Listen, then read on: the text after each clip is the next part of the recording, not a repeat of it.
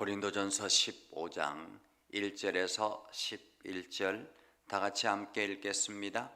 형제들아, 내가 너희에게 전한 복음을 너희에게 알게 하노니 이는 너희가 받은 것이요 또 그 가운데 선 것이라. 너희가 만일 내가 전한 그 말을 굳게 지키고 헛되이 믿지 아니하였으면 그로 말미암아 구원을 받으리라. 내가 받을 것을 먼저 너희에게 전하였노니 이는 성경대로 그리스도께서 우리 죄를 위하여 죽으시고 장사 지낸 바 되셨다가 성경대로 사흘 만에 다시 살아나사 게바에게 보이시고 후에 12 제자에게와 그 후에 500여 형제에게 일시에 보이셨나니 그 중에 지금까지 대다수는 살아있고 어떤 사람은 잠들었으며 그 후에 야고보에게 보이셨으며 그 후에 모든 사도에게와 맨 나중에 만삭되지 못하여 난 자 같은 내게도 보이셨느니라. 나는 사도 중에 가장 작은 자라. 나는 하나님의 교회를 박해하였으므로 사도라 칭함받기를 감당하지 못할 자니라.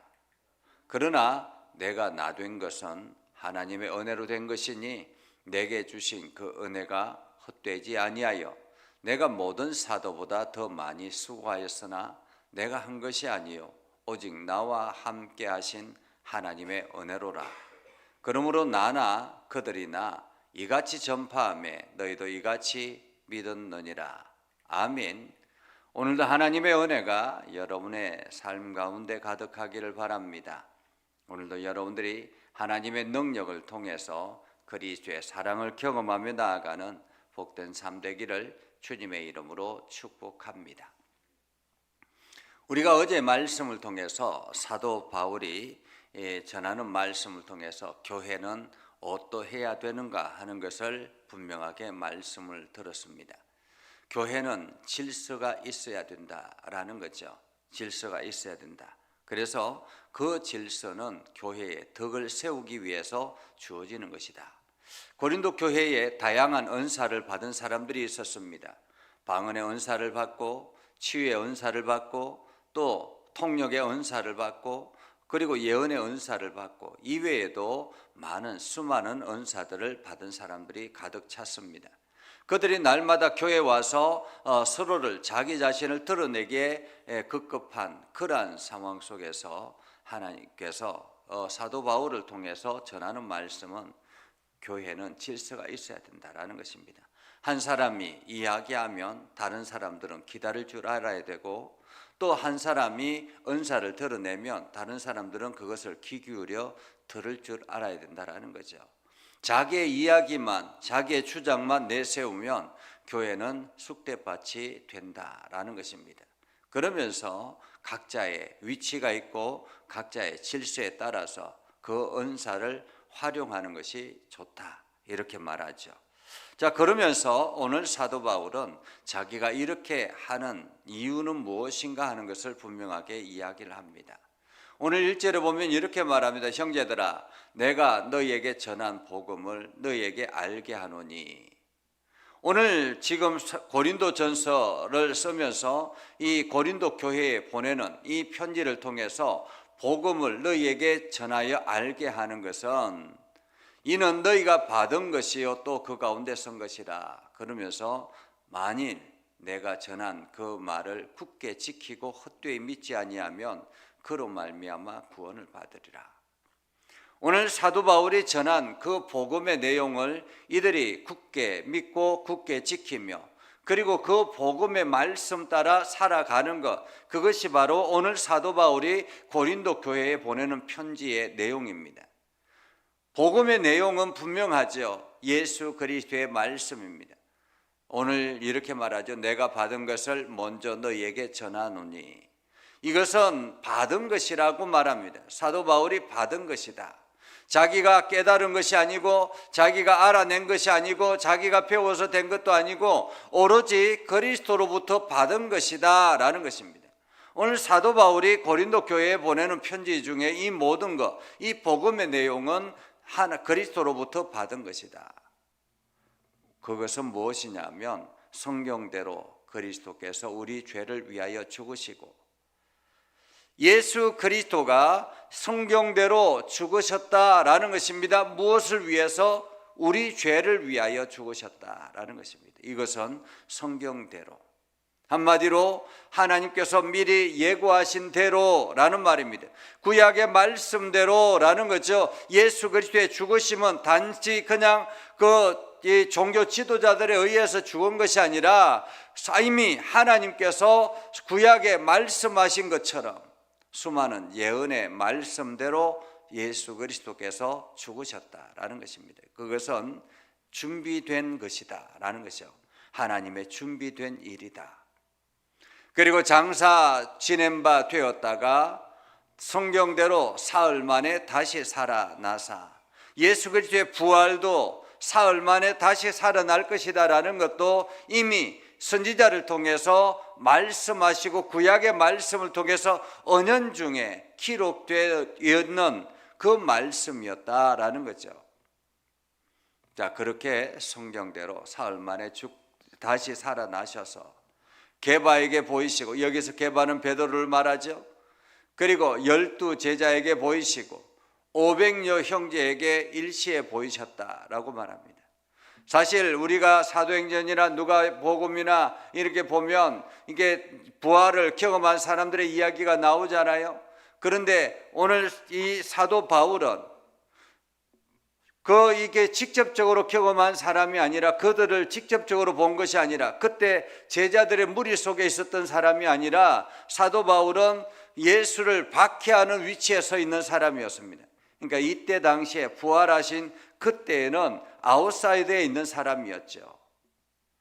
예수를 박해하는 유대인이었습니다.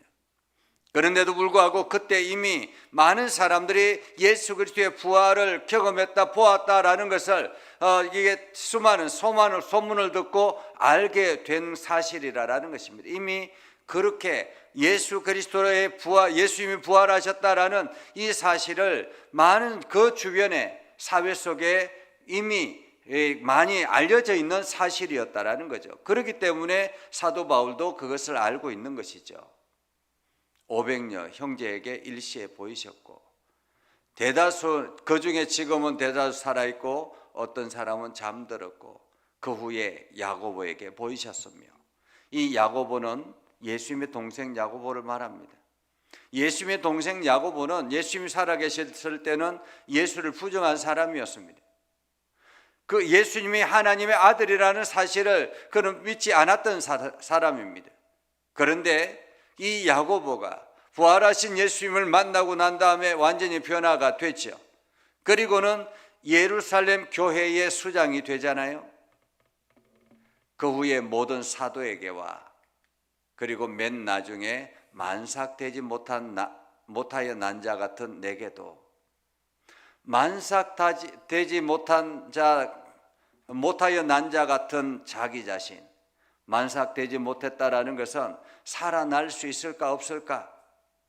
그죠? 가장 연약한 이 아이가 태어나서 살 수 있을까 없을까? 그런 아이 같은 자기 자신이라고 이야기합니다. 그래서 사도 중에 가장 작은 자라, 나는 하나님의 교회를 박해하고 사도라 칭함 받기를 감당하지 못할 자,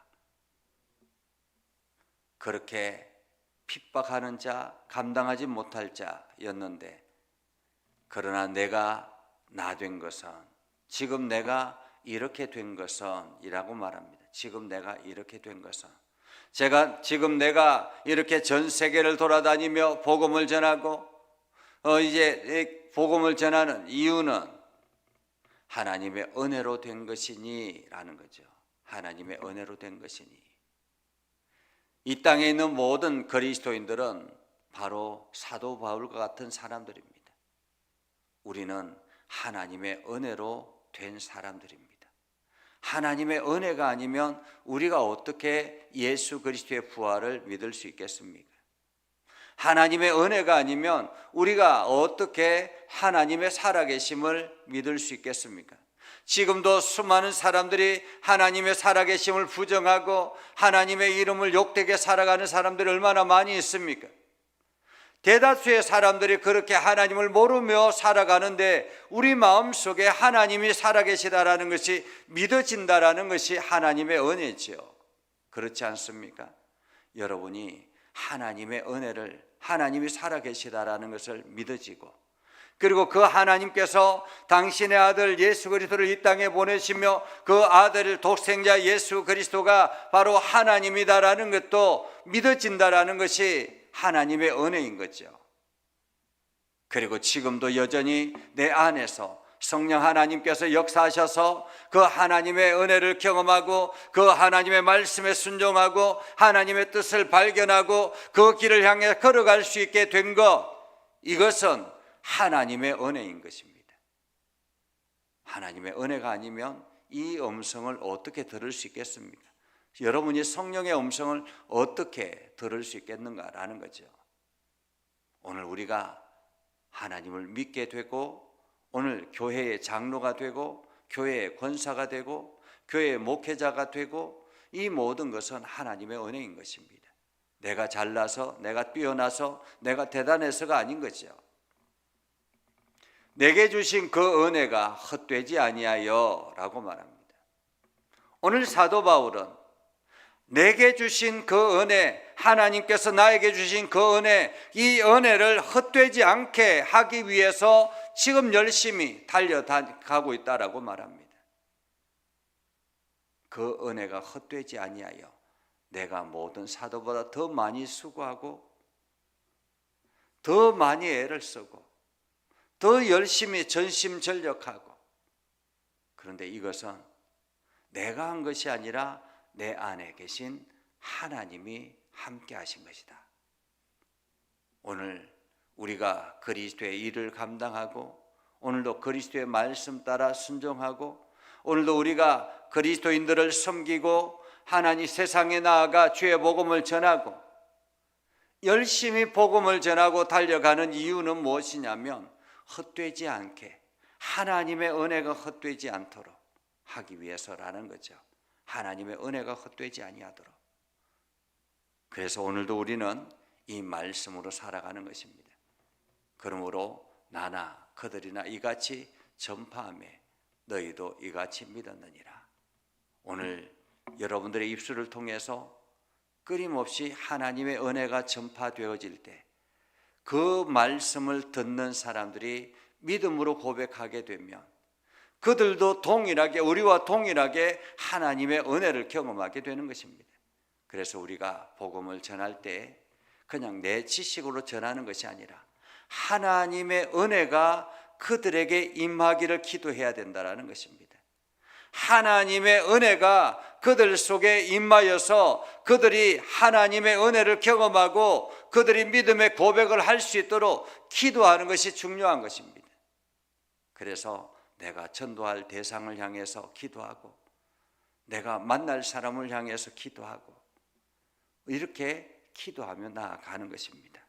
그래서 오늘도 여러분들이 이 하나님의 은혜를 경험하고 나아가는 복된 심령 되기를 주님의 이름으로 축복합니다. 기도하겠습니다.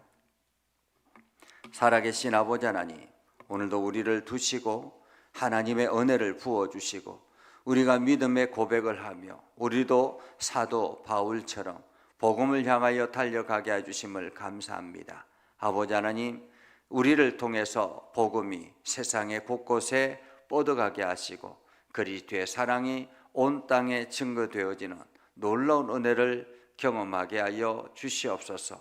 하나님, 저희들에게 지혜를 더하여 주시옵소서. 하나님, 저희들에게 새 힘을 더하여 주시옵소서. 하나님, 저희들에게 능력을 더하여 주시옵소서. 날마다 새 힘을 얻고 나아가는 복된 심령 되게 하여 주시옵소서. 예수님의 이름으로 기도드리옵나이다. 아멘. 이제는 우리 구주 예수 그리스도의 은혜와 하나님 아버지 극진하신 사랑과 성령님의 감화 감동 역사 위로 교통하시며 은혜가 주님의 말씀 붙들고 나아가는 믿음의 백성들 위해 하는 모든 일들 위해 영원토록 함께 하옵시기를 간절히 축원하옵나이다. 아멘.